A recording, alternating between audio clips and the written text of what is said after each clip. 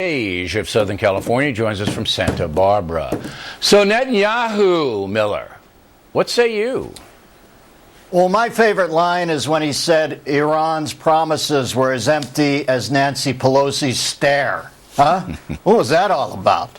Heavily remodeled house, nobody home.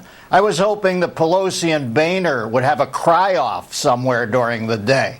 And you know, the reason he had to come over here and say this is because it's a madhouse. The world's a madhouse. Everybody knows that we should do to Iran exactly what Harry Reid's Bowflex machine did to him a couple months ago.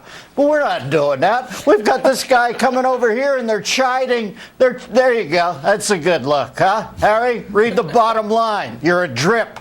I heard announcers saying that they thought that Netanyahu's speech was dystopic. That was Amanpour, Ms. Amanpour from CNN. To me, putting a guy in a cage and lighting him on fire seems a little more dystopic. For God's sakes, what's going on? I feel like Charlton Heston waking up in the field and the chimp is on top of the pony. I guess at this point, I should just be thankful that the Democrats didn't arrest Netanyahu like that Benghazi filmmaker guy. I don't know what's up. All I know is this. I'm with the Jews in this. I think the other people are crazy. It seems like half our country is wavering on that. No, the poll that came out today in Fox News shows quite clearly that Americans now think that the Obama administration is paralyzed and doesn't know what to do to fight terror or stop Iran from doing anything. All right, now let's get to North Korea, one of your favorite countries. I know you've been there like 5 or 6 times, you and Dennis Rodman.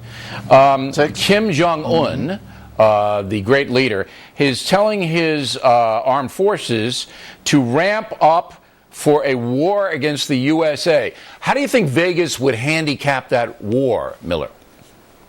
I don't know. This kid looks sharp to me. He looks like a super good...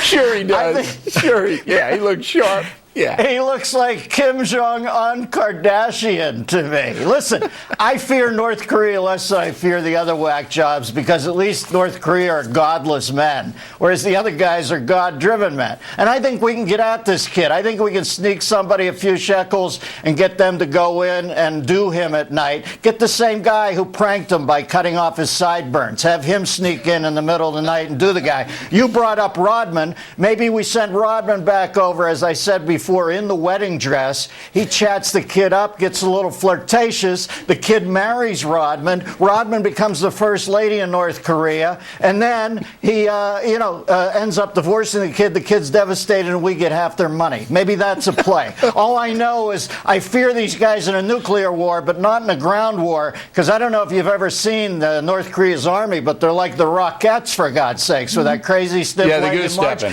Right. Yeah, it's like the Christmas show. I think we can do that. Okay. Boston University, where I matriculated, they have a week called Frisky February. I guess that would be a month. Frisky February, where they have health-related sexual things. And one of them is sex ed at Hogwarts. They're incorporating Harry Potter into this sex ed business. And I don't know if Harry's cooperating or not. What do you think?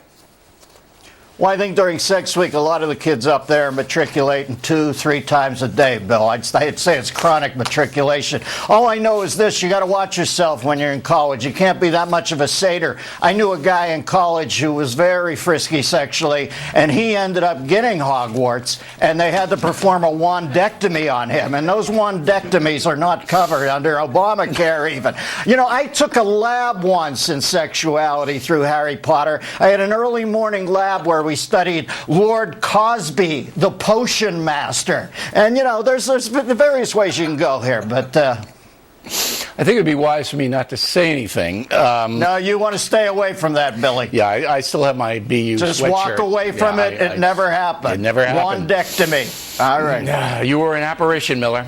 And we are looking forward to seeing everybody.